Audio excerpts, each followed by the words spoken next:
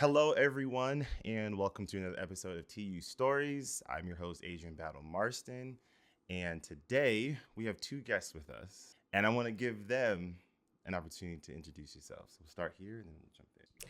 I am Tammie King Kelly. I use she, her pronouns, and I am the Director of Student Success Programs and two-time alum.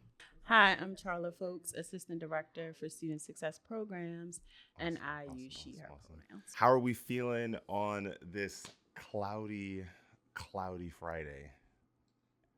A lot of things are going around in my head I know. about the weekend, because the weekend sometimes is not the weekend, typical weekend. Sometimes we do work on the weekend, so try to catch up on the things that I wasn't able to do this week on Saturday. Man, so y'all are doing weekends and sometimes evenings. Well, I know y'all mostly do evenings at least twice a week. Yes. Yes. It is not an 8:30 to 4:30, a 9 to 5. It's whenever to whenever. 24/7. If that's the kind of job somebody wants, I don't think higher education's the place for that, to do it regular. Right. Nah. So what I'd love to do is sort of twofold. I love to hear people's stories about their journey into the work that they sort of get into, but then to also just sort of shed some light on the work that you guys are accomplishing. Because I think it's just super important. Primarily, and it's something I remember Charla and I talked about this. I think like the idea of like diversity and inclusion, like I think generally speaking, well-meaning people can hear these phrases, these terms, and like it'll say like, yeah, this is important, right? But I do feel like sometimes all the terms and the language, like it can feel like kind of out there, a little too abstract, and not everybody really knows like how do you apply that to like ordinary, regular, in our case, students, right? Like how do we do that? Primarily with the equity and the inclusion side. And I feel like the work that you guys do like perfectly fits that in terms of, all right, now that the campus is getting more diverse, we've got resources, we've got departments, we've got positions. Well, then like, what does it look like practically every day, like Monday through Friday? How do you make sure that equity is being done for the students? And I think sometimes that can be like the disconnect of like, is DEI effective and is it not effective? I think people just need some good examples of where it is being effective. And I honestly feel like this is the stuff that you guys do where I'm always impressed. Thank you. No, I genuinely mean it. Especially, I guess we can start off with Sage. I went to one meeting and I was blown away with how packed that room was. Because one, it's hard to get students to commit and dedicate to stuff. 100%. But I never see that room not packed, regardless of where they go. So I know, Tim, you've been here for a little bit longer. What was that process for you transitioning from like student to faculty? Like, was Sage around back then when you were there? Absolutely. So actually, my predecessor, Raft Woodis, he started Sage in the fall of 1987. I'm telling myself. And I was... Sorry.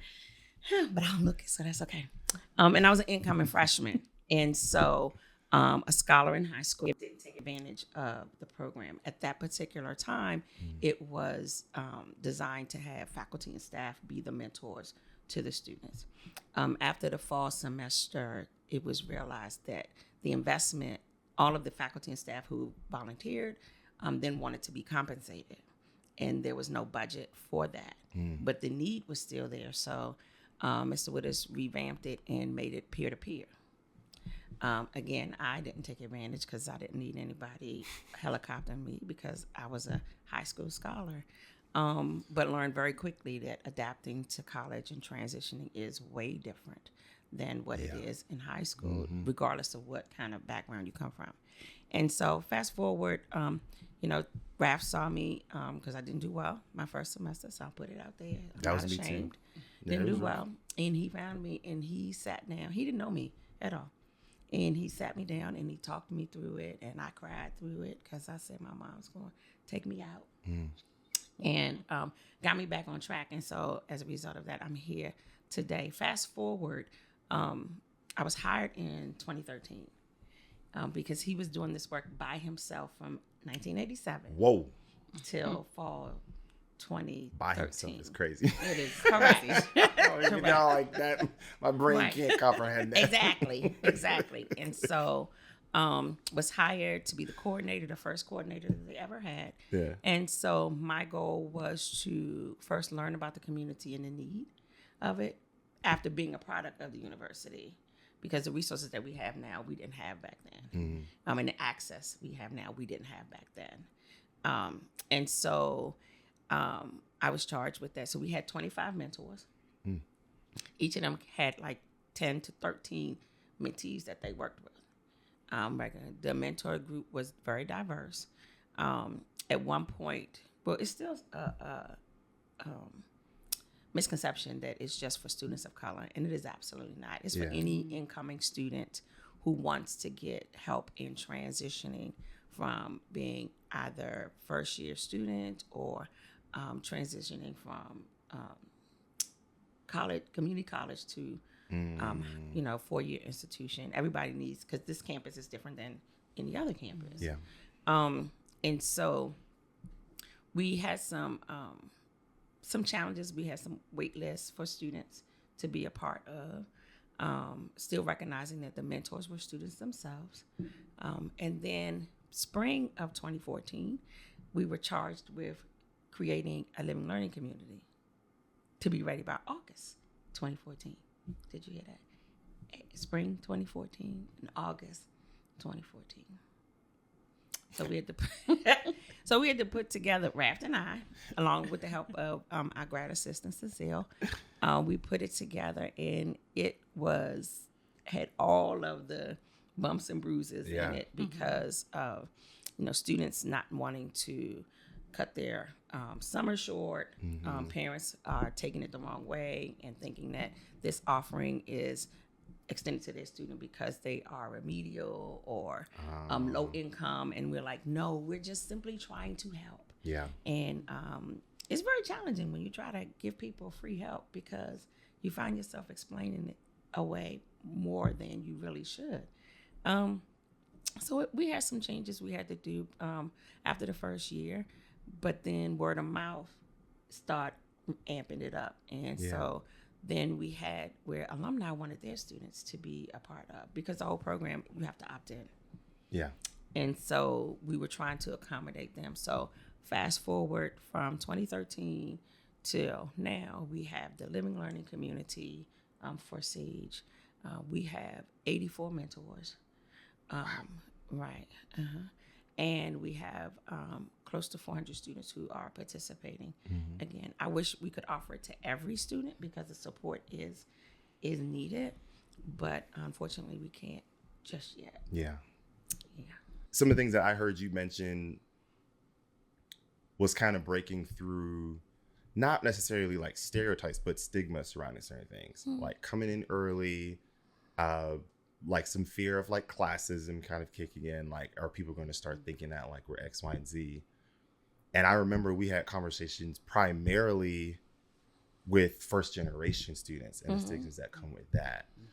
And Charla, in your experience, what has that been to sort of break free away from, like helping students break free away from like those sort of stigmas? Because I remember when I was a first gen student, I didn't like telling anybody because like I didn't really understand like the whole fast food experience. Like me and my parents, we were just like pressing buttons. We're like, I'm looking at her, my mom, and she's like, I don't really know. I understand any of this. And I feel like college was probably one of the first times I realized like, oh, like class differences is like a real thing. It's real. Especially for first gen students, because you probably have parents that they just don't really know how college works, you know, what to buy in a dorm room or how much books are actually going to cost, or like, I didn't know my resume. That was some raggedy stuff. I was just putting stuff together. What has that been like for you to sort of build essentially this curriculum up? with no real predecessor also, you know. Yeah, I mean, it's been exciting work. I'm a first generation student myself, but I was also considered a non traditional adult learner. Mm. So let me back up. I didn't even realize I was first generation. Yeah. Right. So I think that's a starting point, because I'm seeing with students on this campus as well, they don't even know that that's an identity that they hold. So part of the work that I've been doing is kind of educating the campus on what is first generation, and if you fit this, where do you go for resources? Yeah. So making myself available. It's been interesting hearing the stories, because I'm like, that was me. Right. Like, even as an adult learner, that was me. I didn't know how to navigate. Okay, I'm failing a class. I'm just going to sit here and fail it through. Yes. Like, no, there's an add drop period. There's a withdrawal process. Yeah. So not having that and having the challenges of kind of relating to your advisor, or even knowing who your advisor was. I think for my first 2 years, I can't even tell you what my advisor looks like to this day. So it was a whole lot of taking classes that I didn't need, using up financial aid that I did need. So having that awareness to share that with students, and having that pride in being a first generation student. Like, no, this is a good thing. Like, don't go and hide and say just, oh, I don't know, or my parent doesn't even know how to use a computer, or I'm experiencing homelessness, because we've seen a lot of that lately. So just talking to them and helping them navigate these different issues. So in a given day, Tammie can tell you, we'll have 6 fires with students just coming in with these little nuances that if I had a community to go to, I can navigate this on my own. But I'm grateful for coming into this space, because first generation doesn't stop with me. Yeah. Anyone on our team can pick it up and navigate and guide them through. So it's been interesting to see how great the need is, especially coming from the academic side, seeing those needs, but not really putting that label on it. Yeah. So I think just being in this designated role, it's amazing that I think Towson has dedicated resources to it. So. Yeah, I mean, I remember, you said a lot that resonated, and it kind of ties into, I remember when this was when like you're going through like the orientation process for Sage, and I remember like sometimes like Tammie will find time for the students to like get to know like all of us, and I remember like it was something that was repeated over and over, like use the resources that are on our campus. And I resonate with what you're saying, because I remember like I knew I was on the verge of like failing my classes. I knew I had a couple of D's. I had one F in one of my math classes. And I felt like I was like too intimidated to not just like ask for help, but like the process of like where to go for assistance was so overwhelming and intimidating. And I feel like people overlook that sort of emotional response to failure as a student, like especially first gen students, you're not used to the process of, if this isn't working, I can go X, Y, and Z places. For people that don't know, that might feel like a common sense thing, but it's not. Really not. It's not at all. It's not. They sink into the mindset of, okay, this is what it is. Now I have to pivot away. Right. And it's like, okay, we do have some systems in place to help you. But then they're like, well, I'm not comfortable with having these conversations. So I feel like that's where my role comes in. I've sat on meetings with advisors, with faculty already in this role to say, okay, let's navigate this conversation. Yeah. You're going to be the voice. I'm the support, because it's important that they learn to advocate for themselves. I can knock on doors all day and say, hey, this is what this student needs, but giving them those tools and resources to go forward, because it doesn't stop when you get your degree. Yeah. Being first generation in the workforce, being first generation, if you go into a graduate program, like, it doesn't stop. The challenges, you will still face them. But if we equip you with the tools to navigate, then you can be successful. So. Yeah.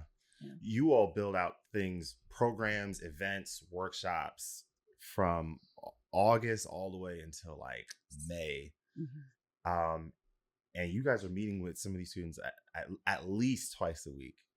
Oh yes, 5 days. every day. Every day. Weekends included. Yes, weekends included. You make a to-do list, and they come first. Yeah. So if that means pushing this aside, most offices operate by appointment only, and because of the nature of the work that we do, and the resources that we are trying to provide them and making sure that they are finding their community, we don't really operate on appointments. I probably shouldn't say that, but we really don't, because for some of our emerging adults, everything is a crisis. Right. Right. So there's a lot of, okay, calm down. Here's the tissue. It's going to be all right. And then when they leave out there, they So, and that goes on 24/7. It does. My cell phone just rings. Yeah. It's not even my son's. Can we just put that out there? 12 o'clock is a FaceTime and I'm in the bonnet and I'm like, okay, what's going on? I was just thinking, okay, can we think on office hours? But you answer that call because you never know what it is or if they need you. And sometimes they just want to talk. Yeah. Sometimes I just want to talk, and it's not always bad. I just want to share this good news. Yeah. And you are my person now. So for me, I think that wasn't a huge adjustment coming into the space. But the appointment thing was, because I came from advising where it's so appointment driven, and I was trying it, and I was like, well, it's not working because now 3 of them are in here talking about 3 different things.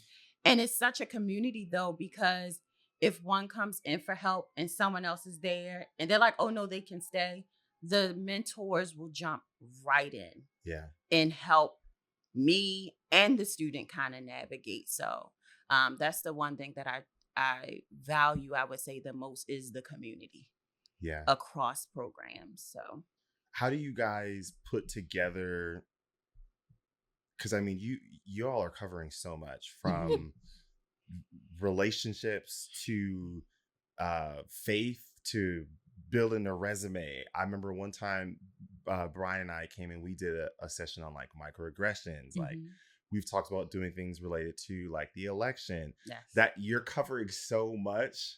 What is the planning process of how do we prioritize this? And is it just through like inspiration, or are there like set things that you just feel like, I already know every student, regardless, they're going to need to cover X, Y, and Z?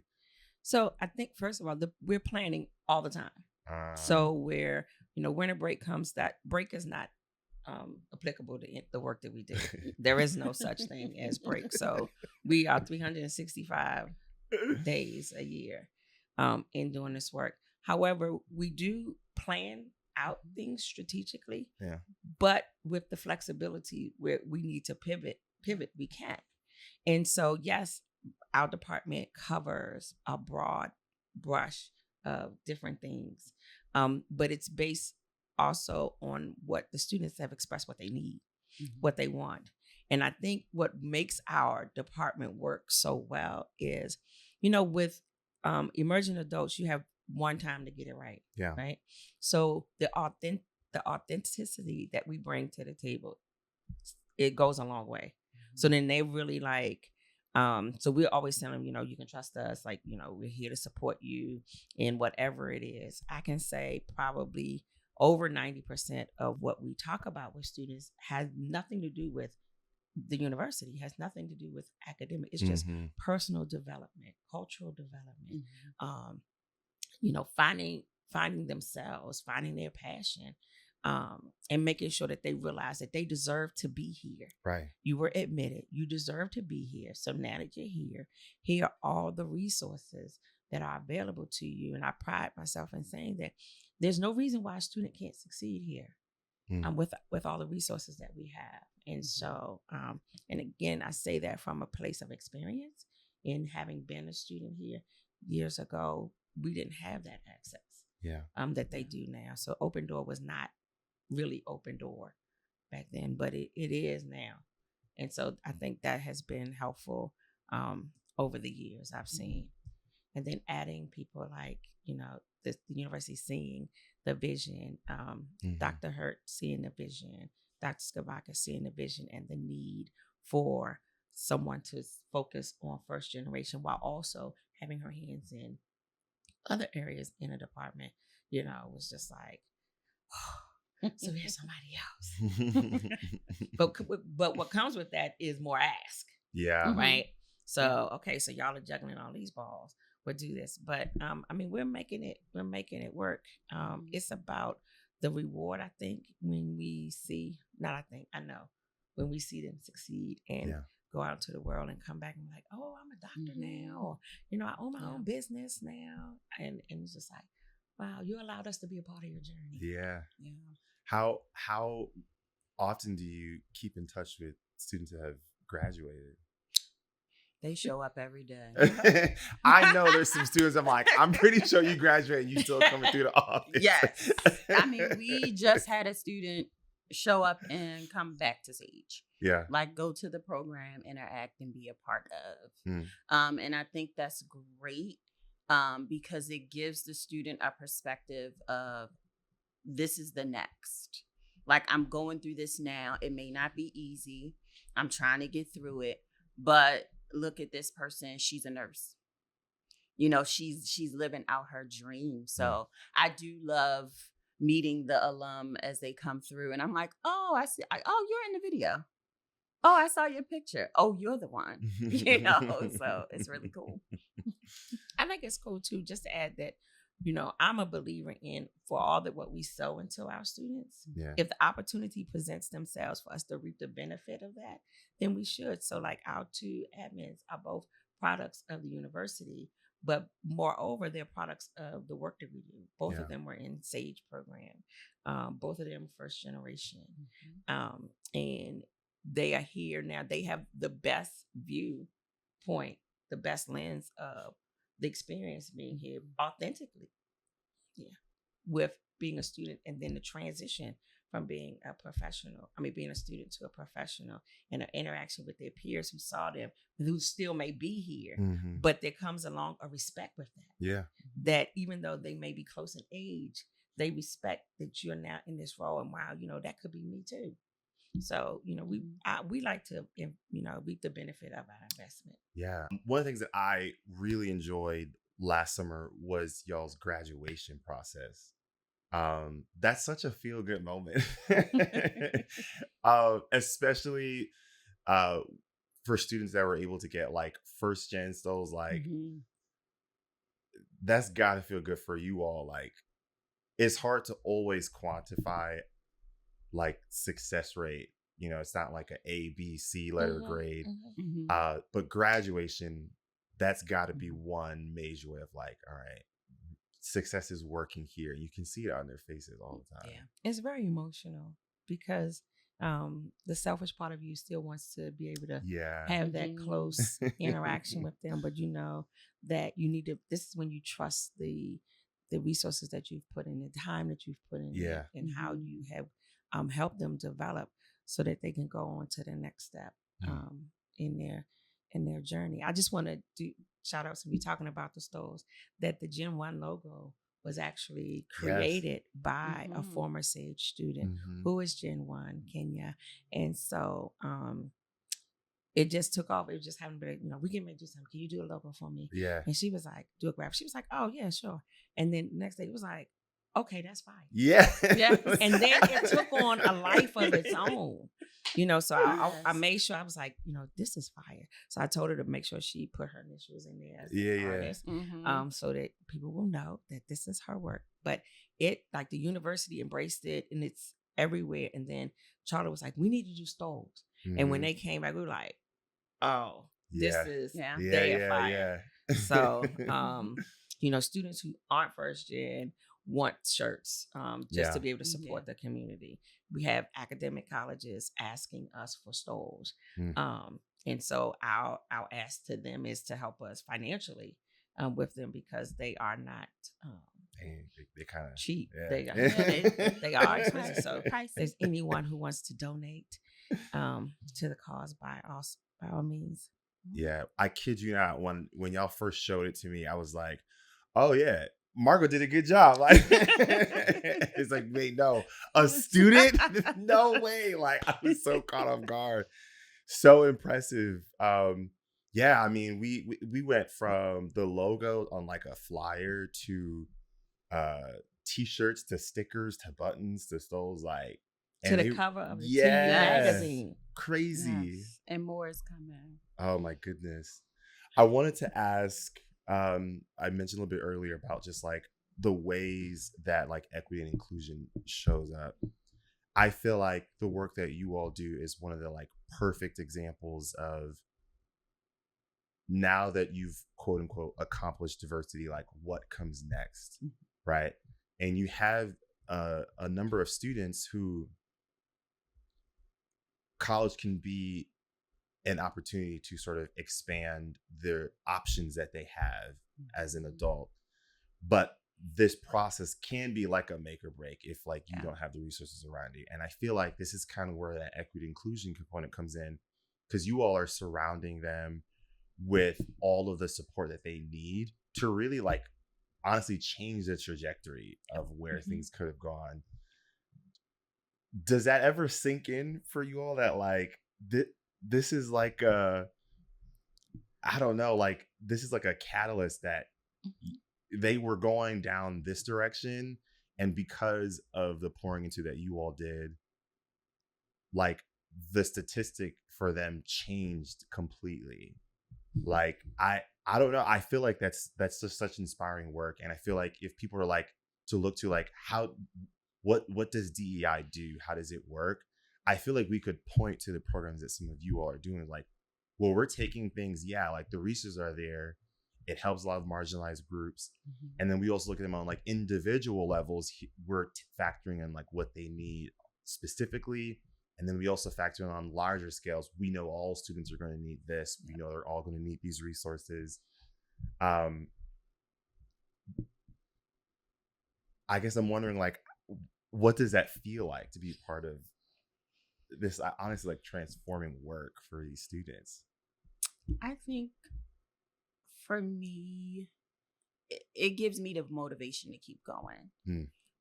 In my personal life, with my academics, just seeing them navigate, seeing them come in and they're not feeling the best, they're not showing up the best. Yeah. And right before we came here, we had a student come in, and it's like, okay, we had maybe 20 minutes. How many resources can I get you connected to while I have to run? I'm going to give you, the soft handoff, to continue on, because we're going to get you where you need to be. And I like to look at it through the lens of giving these students the cheat code to catch up with their peers who already had that support. Yeah. Right. So we're going to fast track you to where you need to be and make sure you don't miss a step or you don't miss a resource. So coming in, I mean, you have your days where you're tired because it's a 24/7 thing. You just become a part of their network, a part of their family. And no matter what, they're not letting you go. No. You could say, I'm tired. They're like, okay, what we eating for lunch? Let me tell you what I did last night. Or better yet, tell you, you really should take some time off. Oh, yeah. And then you take a day off and your phone is blowing up. And you come back the next day. Where you been? Where you been? You was like, well, you just said that we should take some time off. So oh my goodness. So for me, so when I came here in 2013, again, it's coming full circle for me.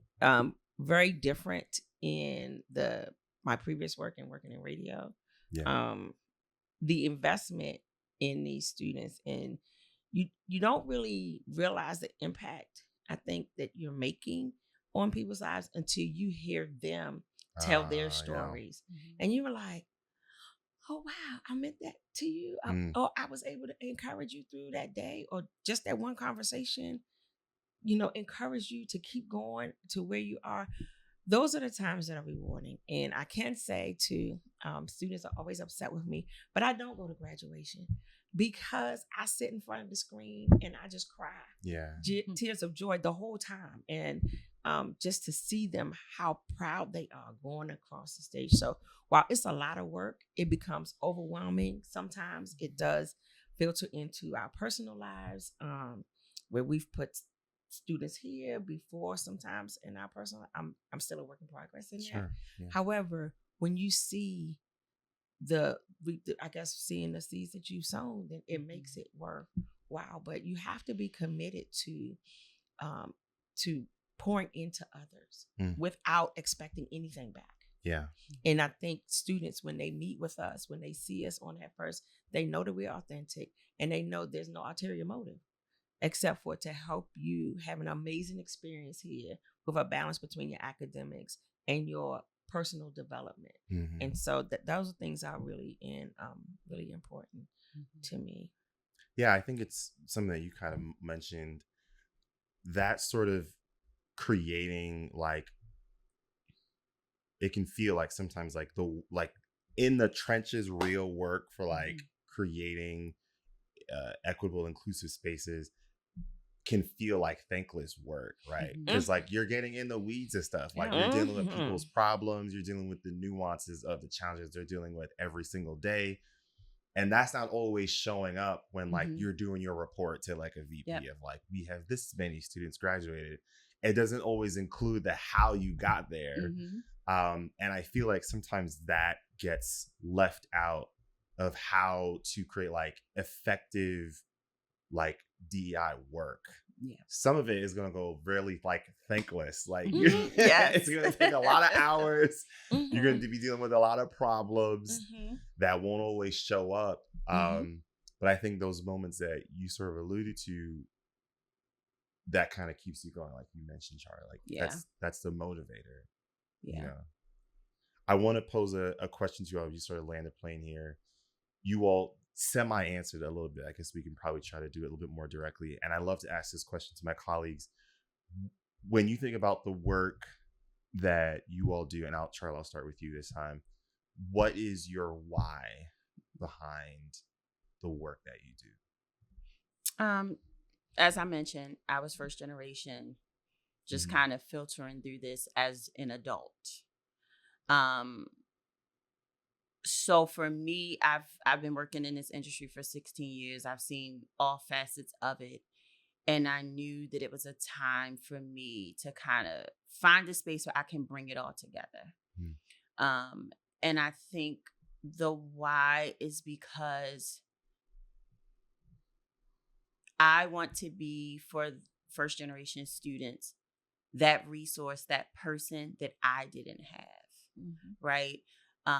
I want to be able to be that person to say, here's the book of cheat codes to get you ahead. And like you said, to make not only your academics better, but also to make your personal life better. Yeah. Because pouring into those students will definitely elevate them in the long run, and make life a little easier for them, especially for those students who fall into those underrepresented minoritized groups where we know a lot of the systems in place are not set up for you. So let's make this equitable for you. So that's the why. It keeps me going. Like I said, I show up tired, but I know that just stepping in that office and being present will motivate them to keep going. Yeah. So I would say, yeah, that's my why. Tim? My why is, I think it's in my DNA.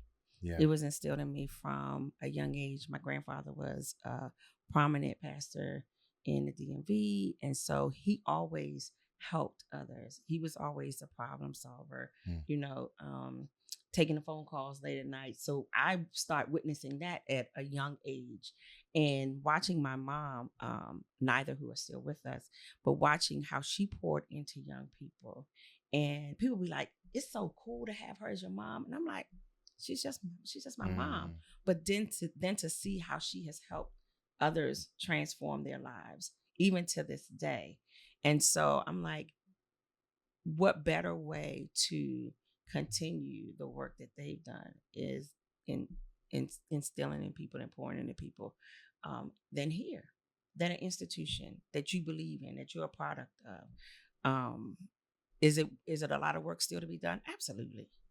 But my why is always seeing the end product. I think those students who come in very shy and they're afraid to interact, those are my favorite students because then they develop into these amazing leaders and they find their voice because they found their community. And I'm like, I remember when we couldn't even hear your bubble whisper. And now you're like, hey, come on, let's bring it together. So just seeing them how they develop. And in my role as a director, people wanted to compare me to my predecessor who is amazing. Who I still find as a mentor. But it's rare, honestly, to find people who share that vision with you. So having Charla, and I'm not just saying because she's sitting here, but having Charla who shares that vision, but through a different lens. Some of the things we do have in common, we both have children who are products of this institution. So that's a different lens. And then working here is a different lens. Me being a product of this institution is a different lens. But there's a huge respect here in what we all bring to the table and knowing that we cannot do this by ourselves. They depend on us for more than we sometimes realize. And once you become those people for them, once you become that community, you have to follow it through, even beyond graduation. And so that's why we have some exciting things coming up for both current students and past students, just to make sure that they're still connected to their institution as alum, and those who are undergrad, that they want to remain connected to the institution. So just being a part of their journey is a huge honor for me. Want to thank you both so much for taking the time to talk and share your story. For students, faculty, or staff that may not know, where can we find you in terms of location? And if we wanted to assist, like, what are programs that we're always looking for support in? All of the programs. Okay. All of the things. It's just a team of 4. Doing all the things. While some of the programming we do is identity-based, it's open to every student. So, there's support needed for both physical support and financial support for all of what we do for Gen 1. As we launched our first Gen 1 scholarship last year, that's something that we wanted to make sure is sustainable. We didn't want it to be a one and done. With our college readiness outreach program, where we are connecting early on 9th graders, teaching them to be prepared, mentoring them, tutoring them. And even if they don't come to Towson, they have now a larger map of what the possibilities could be for them. And then we have the Sage Peer Mentoring Program, which gets them, once they're here, once they leave high school, they're here to continue that connection with them. And then the man-to-man program for young men, students who have identified as males of color. And again, it's not just for them. However, it gives them an opportunity to interact with staff and faculty who also hold those identities. And we have a version for young women who identify as females of color. The beauty of it is we don't come in with our titles. So I'm coming in as Tammie, a mom of 1 graduate. She's coming in as a Gen 1. Like, our titles are checked at the door, and that makes it more welcoming for the students to be able to, like, you know what, they're keeping it real. And so Charla and I pride ourselves. If you don't want the real answer, then don't ask the question. Because they are emerging adults, so it's no need to really have a huge filter, because the things that we're saying ain't nothing they ain't heard out on the street. So why not hear from somebody who has experienced it and has not just complaining, but here's a resolution to what that problem is, or what that challenge is, or how you can overcome it. So I know I said a lot. No, that was good. That's good. Yeah. Well, we want to thank you both so much for your time, and thank you all so much for listening and or watching If you'd like to see more of our episodes, you can find us on our OIIE YouTube page and on our Spotify page. I'll also include the link to y'all's website. Yeah, because I forgot to even answer the question. Yeah. We're in the University Union. We're in the University Union, 3rd floor, Suite 343. You know, the office is open 8:30 till whenever. We don't leave at 5. We don't know what that means. You can definitely, reach us via email, studentsuccessprograms@towson.edu. You can also call us 410-704-2051. We're not hard to find at all. Awesome. Thank you all so much, and we will see you all next time.